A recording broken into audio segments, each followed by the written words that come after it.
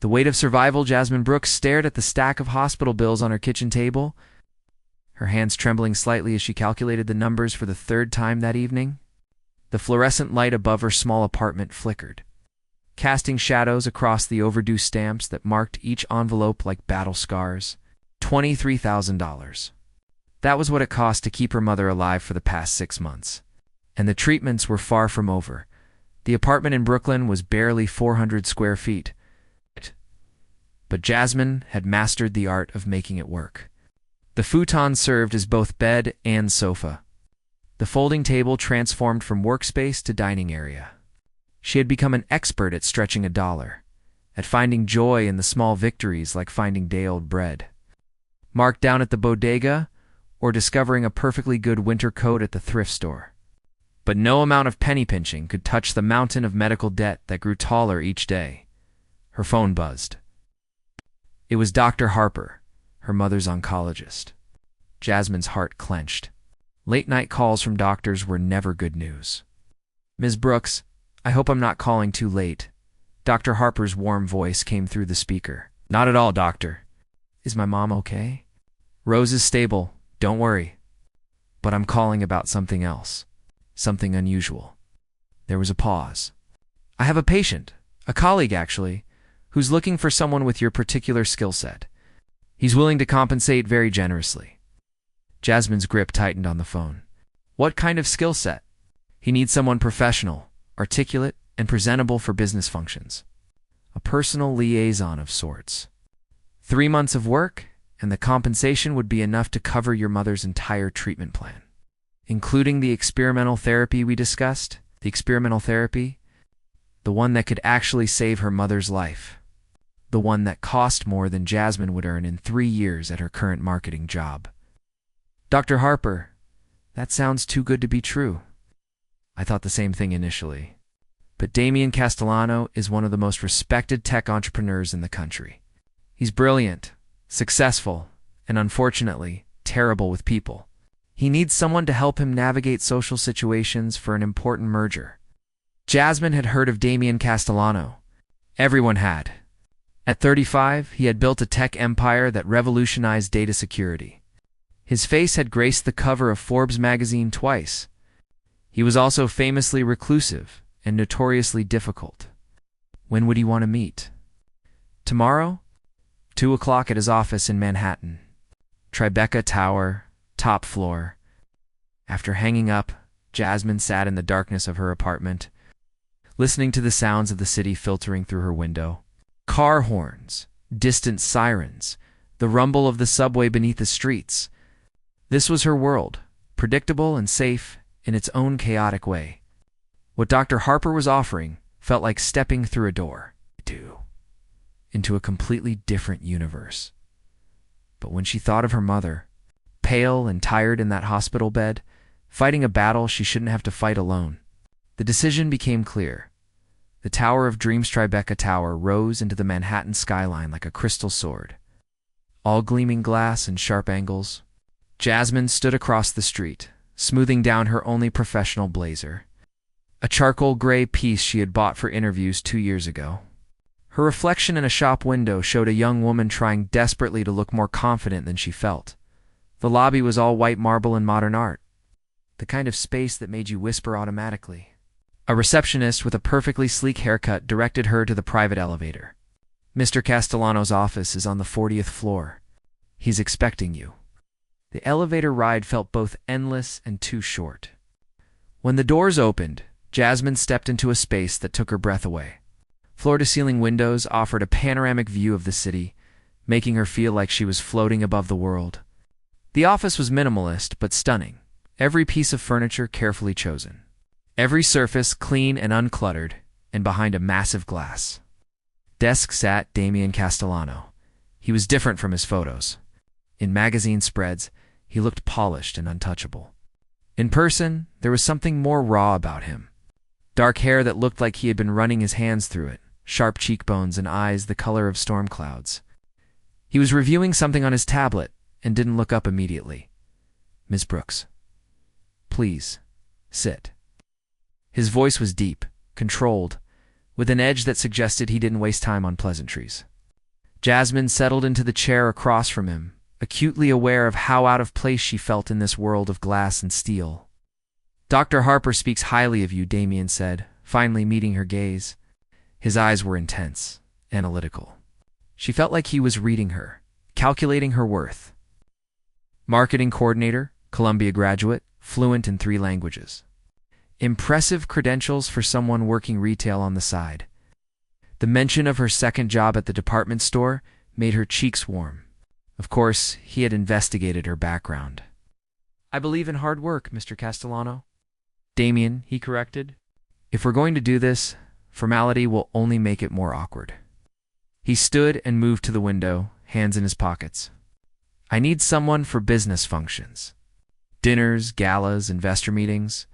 The tech world loves the idea of the brilliant loner, but it doesn't work when you're trying to merge with a family-owned corporation. And you need someone to make you seem more approachable." He turned, and there might have been approval in his expression. "Exactly. The Ashford family is old money, traditional values. They want to see stability, relationship, connection. Things I'm not particularly good at displaying, so I'd be, what exactly? An actress? A companion. Someone who makes me appear less like a robot and more like a human being capable of normal relationships." He returned to his desk, pulling out a folder. 3 months. You'll attend events, travel when necessary, and maintain the illusion of a personal relationship. In return, you'll receive $200,000. The number hit her like a physical force. $200,000. It was more money than she had ever imagined having at once. It was her mother's life. "It's a lot of money for pretending to like someone," she managed to say. "Consider it hazard pay. I'm not easy to be around, Ms. Brooks. I'm demanding, particular. And I have very little patience for incompetence or emotional drama." Jasmine looked at him, really looked at him.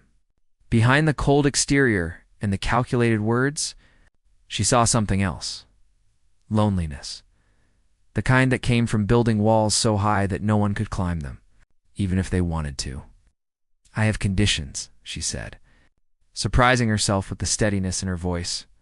His eyebrow raised slightly. "Go on. I won't lie about who I am. If someone asks about my background, I'll be honest. And I won't pretend to be something I'm not just to impress your business partners." "Anything else? If at any point this arrangement makes me uncomfortable, I can walk away. With compensation proportional to the time served." Agreed. He slid the folder across the desk. "Read this. Contract, terms, expectations. If you're interested, sign and return it by Monday. We have our first event Tuesday night." Jasmine took the folder, feeling its weight in her hands. It felt like holding her future, uncertain and terrifying and full of possibility. "Mr. Castellano, Damien, why me? You could hire a professional, an actress, someone trained for this." For the first time, his expression softened slightly. "Because Dr. Harper said you were genuine. In my world, that's rarer than you might think. And because someone who's fighting as hard as you are for the people you love, that's someone who understands what really matters." As Jasmine left the office, riding the elevator back down to ground level, she clutched the folder to her chest. She thought about her mother, about the medical bills, about the chance at a real future. She thought about Damien Castellano, his fortress of an office and his carefully controlled emotions. And she knew that, whatever she decided, nothing would ever be the same again. The contract sat on her kitchen table that night, next to the hospital bills. By morning, her signature would change everything. The first performance Tuesday evening arrived faster than Jasmine expected. She stood in her apartment, staring at the garment bag that had been delivered that morning. Inside was a dress that probably cost more than 3 months of her rent. Deep sapphire silk that caught the light like water, with a neckline that was elegant without being revealing. There were shoes too, delicate heels that fit perfectly, and a small velvet box containing diamond earrings that were definitely real. Nina Chen, her best friend since college, sat on the futon with wide eyes. "Jasmine, this is insane. You're going to a charity gala with a billionaire wearing diamonds, and you're getting paid for it. This is literally a romance novel plot. It's a business arrangement. Nina, nothing romantic about it, right? Because every business arrangement includes jewelry that costs more than my car. Nina stood and helped Jasmine with the zipper. Just promise me you'll be careful. Rich guys who need to pay for companionship usually have serious issues. I can handle Damien Castellano. Nina gave her a look that said she had serious doubts, but she hugged Jasmine anyway. Text me every hour and take pictures. I need to live through you tonight. The car that picked her up was sleek and black, with a driver who opened the door like she was royalty. The Metropolitan Museum of Art glowed against the evening sky. Its grand entrance decorated with flowers and lights for the gala. Jasmine's heart hammered in her chest as they pulled up to the red carpet. Damien was waiting at the entrance, devastating in a perfectly tailored tuxedo. When he saw her step out of the car, something flickered across his face. Surprise, maybe appreciation. It was gone so quickly she might have imagined it. It's Brooks. You look appropriate. Leave it to Damien Castellano to turn a compliment into something clinical. You look tolerable yourself, she replied, taking his offered arm. The corner of his mouth twitched. Almost a smile. The Ashford family will be here tonight. Remember, we're comfortable together, familiar. You're my girlfriend of 6 months. Got it? I'm madly in love with your sparkling personality. Sarcasm won't help the illusion. Maybe not, but it helps me deal with your charming demeanor. This time he did smile, just barely. You're not what I expected, Jasmine Brooks. The gala was a world she had only seen in movies. Crystal chandeliers, champagne flowing like water. Women in gowns that could pay off student loans, and men in tuxedos discussing deals worth millions. Jasmine felt like an imposter, but she held her head high and smiled like she belonged. Enter the enemy, Damien, darling. A voice cut through the crowd, sharp and sweet like poisoned honey. The woman approaching them was stunning. Tall, with auburn hair swept into an elegant updo, wearing a red dress that hugged every curve.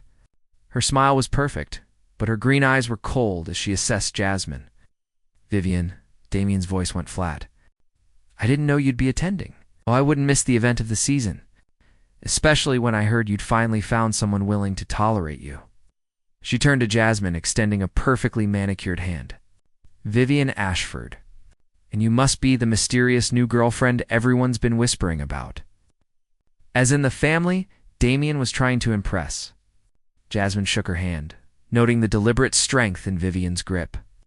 Jasmine Brooks. It's nice to meet you. Brooks. That name doesn't ring a bell. What do your people do? Your people. Like Jasmine was some kind of foreign species being studied. Oh, my people work hard for a living. Jasmine replied smoothly. My mother was a teacher. My father's in construction. I'm in marketing. Vivian's smile sharpened. How refreshingly common. Damien, you always did have unusual taste. Vivian was my fiancé, Damien said quietly to Jasmine. 3 years ago, till he chose his company over me, Vivian added, her voice light, but her eyes hard. Tell me, Jasmine, how does it feel knowing you'll always be second to his precious algorithms and profit margins? Jasmine felt Damien tense beside her, but before he could speak, she stepped closer to Vivian. Actually, I find it refreshing to be with a man who's honest about his priorities. Better than someone who pretends to care, but is really just interested in status and money. The air between them crackled. Vivian's smile never wavered, but something dangerous flashed in her eyes. How delightful. You've found someone with a spine this time, Damien. Let's see how long it lasts. She swept away, leaving a trail of expensive perfume and barely veiled threats. I apologize for her, Damien said, his jaw tight. Vivian has never handled rejection well. She's your ex-fiancée and part of the family you're trying to impress. That's quite the complication you failed to mention. Would you have taken the job if I had? Jasmine considered this. Probably. But I would have charged more. He looked at her, really looked at her, and this time his smile reached his eyes. I'm beginning to think I'm not paying you enough as it is. The truth seeker, the evening progressed with introductions to various wealthy individuals whose names Jasmine knew she would forget by morning. But she played her part well, laughing at the right moments. making small talk about art and charity, and staying close to Damien, the ease of someone who genuinely cared for him. It was during dinner that she met Preston Blackwood. He was younger than most of the guests, maybe 40, with sharp features and sharper eyes. He introduced himself as a journalist for the New York Tribune, but something about the way he watched Damien and Jasmine felt predatory. "So, Jasmine, how did you and Damien meet?" Preston asked, leaning forward with apparent interest. They had rehearsed this. Through mutual friends, actually. At a medical conference fundraiser. Medical conference. That's specific. Which one? Jasmine felt Damien's hand find hers under the table, a warning. The Carter Foundation event in April. It was for cancer research. Interesting. I covered that event. Don't recall seeing you there. It was a large gathering, Damien interjected smoothly. Easy to miss people. Preston's eyes stayed on Jasmine. And before Damien, what did you do? Your social media presence is remarkably sparse for someone in marketing. I prefer to keep my private life private, Mr. Blackwood. Call me Preston. And I respect that. It's just unusual, that's all. A woman appears out of nowhere, captures the heart of one of the city's most eligible bachelors, and yet nobody seems to know anything about her. He smiled, but it didn't reach his eyes. It's the kind of story that makes a journalist curious. After dinner, as they moved to the ballroom for dancing, Jasmine pulled Damien aside. That journalist, Preston, he suspects something. Preston Blackwood is Vivian's friend. If she put him up to investigating us, it means she knows something or suspects something. What do we do? Damien looked at her, and for the first time since they met, she saw uncertainty in his eyes. We give them nothing to find. We stick to our story, and we make this look as real as possible. The orchestra began to play, and Damien led her onto the dance floor. His hand settled on her waist, and she placed hers on his shoulder. They moved together, and Jasmine was surprised by how natural it felt. You dance well, she said softly. Mandatory lessons as a child. My mother believed every gentleman should know how to waltz. His voice held a hint of old pain. She died when I was 16. I'm sorry. It was a long time ago. But his hand tightened slightly on her waist. Betraying the lie, they danced in silence for a moment, the world narrowing to just the two of them. Jasmine found herself studying his face, the strong lines of his jaw, the way his eyes seemed to hold 1,000 thoughts he would never speak aloud. Why did you really choose me, Damien? The truth this time. He was quiet for so long she thought he wouldn't answer. Then, because when Dr. Harper told me about you, about how you were working 2 jobs, sacrificing everything for your mother, I recognized something. Desperation. Yes. But also loyalty. Love. Things I haven't seen much of in my world. And you thought that made me trustworthy? I thought it made you real. The song ended, but they didn't immediately step apart. For a moment, standing there in the glittering ballroom, surrounded by people who lived in a different world, Jasmine felt something shift between them. Something that felt dangerous and exciting and completely unplanned. Damien, she whispered. This is just pretend, right? His eyes searched hers, and she saw the same confusion she felt reflected back at her. Right, just pretend. But the way he said it made her wonder if either of them believed it anymore. As the evening wound down and they prepared to leave, Jasmine caught Vivian watching them from across the room. The look on her face was calculating, determined. This wasn't over. Not by a long shot. In the car ride home, Damien was quiet, staring out the window at the city lights. You did well tonight. Better than I expected. High praise from Damien Castellano. I'm serious, Jasmine. You handled Vivian perfectly. And Preston's questions. You didn't crack under pressure. I told you, I'd work retail. Handling difficult people is literally in my job description. She paused. But Damien, what happens when they dig deeper? When they find out the truth? Then we deal with it. Together. Together. The word hung in the air between them, meaning more than it should. When the car dropped her off at her apartment building, Damien surprised her by getting out to walk her to the door. This wasn't necessary, she said. I know. But it felt wrong not to. They stood in the dim light of her building's entrance, the sounds of Brooklyn filtering around them. This was her world, so different from the one they had just left. "Thank you for tonight," Damien said quietly, "for being exactly who you are." Before she could respond, he leaned in and kissed her cheek. A brief touch that shouldn't have meant anything but sent electricity through her entire body. Then he was gone. Back to the car. Back to his world of glass towers and carefully controlled emotions. Jasmine touched her cheek where his lips had been and realized with startling clarity that she was in serious trouble. Because somewhere between the contract and the charade, between the pretend and the performance, her feelings had become terrifyingly real. The unraveling 3 weeks had passed since the gala, and Jasmine's life had transformed into something unrecognizable. She had attended 5 more events with Damien, each one blurring the lines between performance and reality a little more. They had developed an easy rapport, inside jokes that made him smile in that rare, genuine way. She had learned that he took his coffee black, that he worked until 3 in the morning when he was stressed, and that underneath all the cold calculation was a man who felt things deeply but had learned to bury them. What terrified her most was how much she had started to cared. It was a Thursday afternoon when everything fell apart. Jasmine was at her mother's hospital room, reading aloud from Rose's favorite novel, and her phone exploded with notifications. Text after text, call after call. Her hands shook as she opened the first link Nina had sent her. The headline made her blood run cold. Tech billionaire's fake romance. Inside Damien Castellano's contract relationship. The article had everything. Photos of her and Damien at various events, quotes from an anonymous source close to the situation, and worst of all, details about the contract. The money. The terms. The fact that she was being paid to pretend to love him. Jasmine Brooks, a struggling marketing coordinator drowning in medical debt, agreed to pose as Castellano's girlfriend for a sum of $200,000, the article read.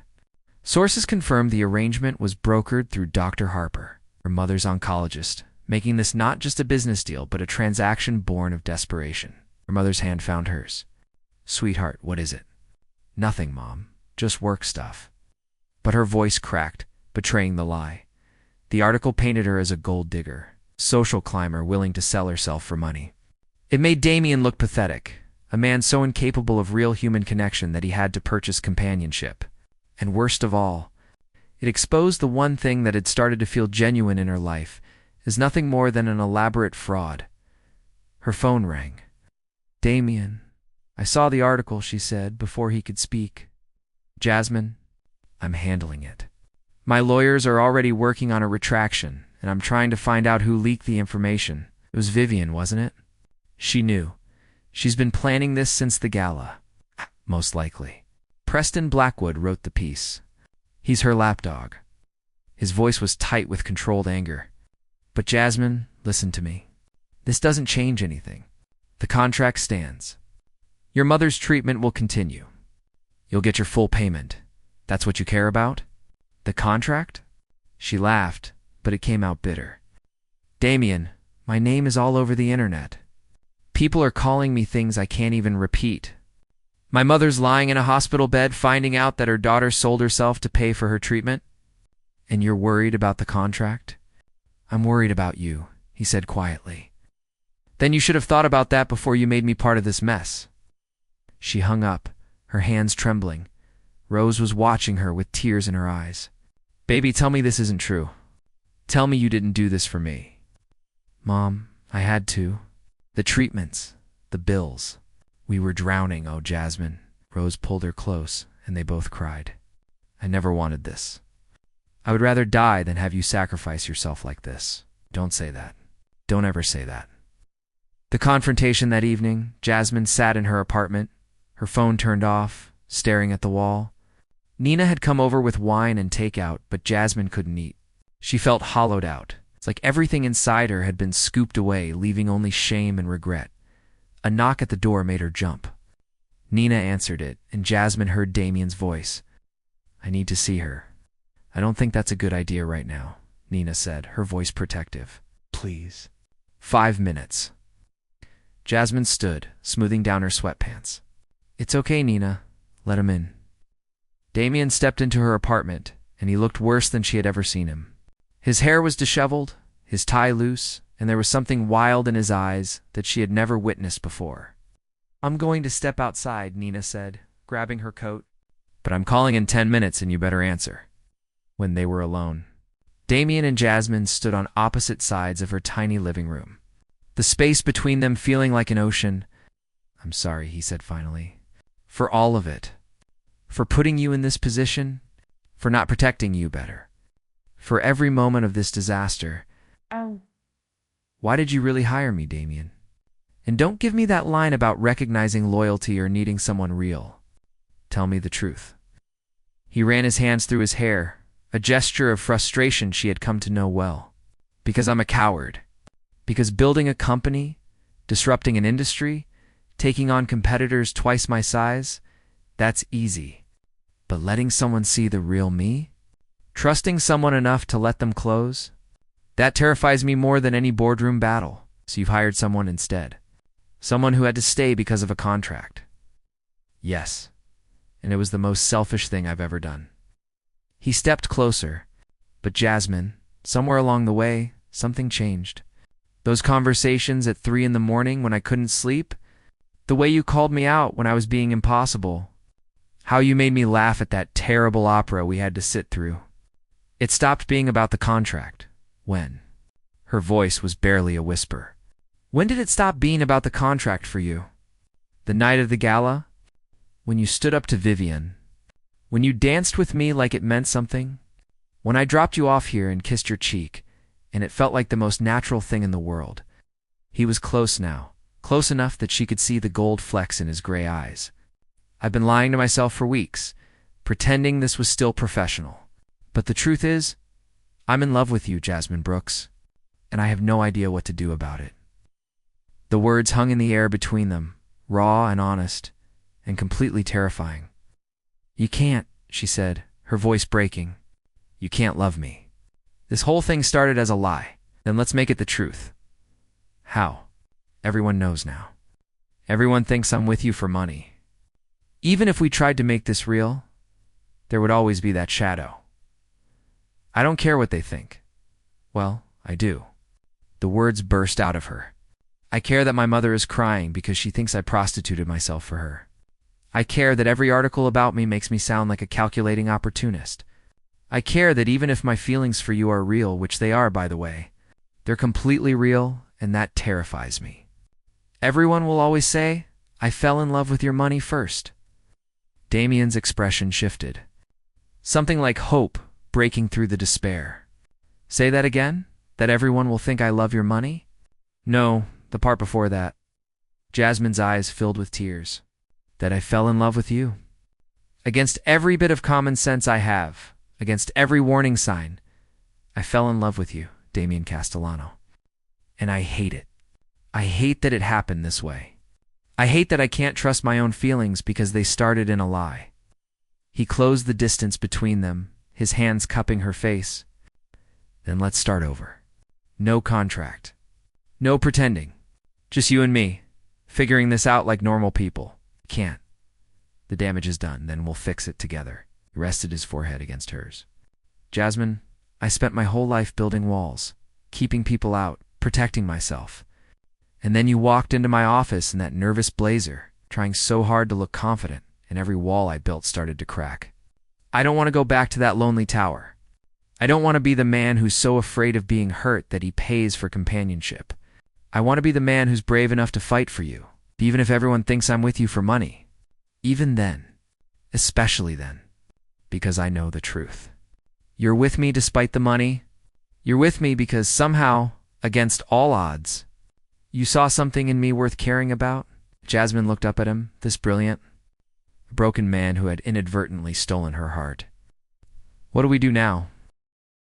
"We tell the truth. All of it. We hold a press conference, we explain everything, and we let the pieces fall where they may. And then, if you'll have me, we try this again. For real this time, it's career suicide for you. The merger with the Ashford family will fall through. Vivian wins. Let her win. I'm tired of playing games. I'm tired of pretending. All I want is you, Jasmine. Everything else is just noise." She kissed him then, and it was nothing like the controlled, careful touches they had shared before. This was desperate and honest, and full of all the feelings they had been trying to suppress. When they broke apart, both breathless, Jasmine knew with absolute certainty that she was making the right choice. Wow. "Okay," she whispered. "Let's burn it all down and start over." The new beginning, the press conference, was brutal. Reporters shouted questions, cameras flashed, and Jasmine stood beside Damien as he explained everything. The contract, the arrangement, and how real feelings had developed despite the artificial beginning. He took full responsibility, painting himself as the desperate one, the man so damaged by past betrayals that he had resorted to purchasing companionship. "But what I found," Damien said, his hand finding Jasmine's, "was something money can't buy. Someone who saw past the wealth and the reputation and the walls I built. Someone who challenged me to be better." I fell in love with Jasmine Brooks not because she was contracted to be with me, but because she refused to be anything other than exactly who she is. Vivian's reputation took a hit when it came out that she had orchestrated the leak. Using Preston Blackwood to destroy Damien's merger deal, the Ashford family, horrified by their daughter's vindictiveness, proceeded with the merger anyway, impressed by Damien's honesty and integrity in handling the scandal. 3 months later, Jasmine stood in a hospital room with very different emotions than before. Her mother had completed her treatment successfully, her prognosis excellent. Rose held Jasmine's hand, tears of joy streaming down her face. "You did it, baby. You saved my life. We did it together, Mom. You, me, and one very persistent billionaire who won't stop sending you flowers." Rose laughed. "That young man loves you something fierce. I hope you know that." "I do, and I love him back. Not for the money, not for the lifestyle, just for him." Later that evening, Jasmine met Damien at a small Italian restaurant in Brooklyn, far from the Manhattan social scene. It was one of their favorite places now, where they could be just Damien and Jasmine without the weight of expectations or judgment. "How's Rose?" he asked, reaching across the table for her hand.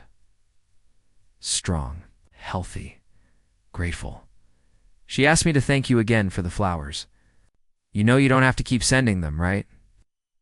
"But I want to."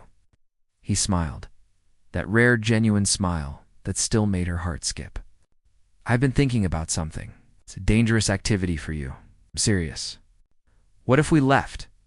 Not forever, but for a while. Just traveled, saw the world, figured out who we are when we're not defined by contracts or scandals or other people's opinions." Jasmine considered this. A few months ago, the idea would have seemed impossible. But now, with her mother healthy and her own future open before her, it felt like exactly the right thing to do. Now where would we go? "Anywhere you want. Paris, Tokyo, a beach in Thailand. As long as I'm with you, I don't care." She squeezed his hand. "Then yes. Let's disappear for a while. Let's figure out who we are when we're just us." As they left the restaurant that night, walking hand in hand through the Brooklyn streets, Jasmine realized that her story had started with a lie, but had transformed into the most honest thing in her life. She had entered Damien Castellano's world as an actress, playing a role for money. She was leaving it as herself, loved not despite her flaws and her struggles, because of them. And in the end, that was worth more than any contract could ever offer.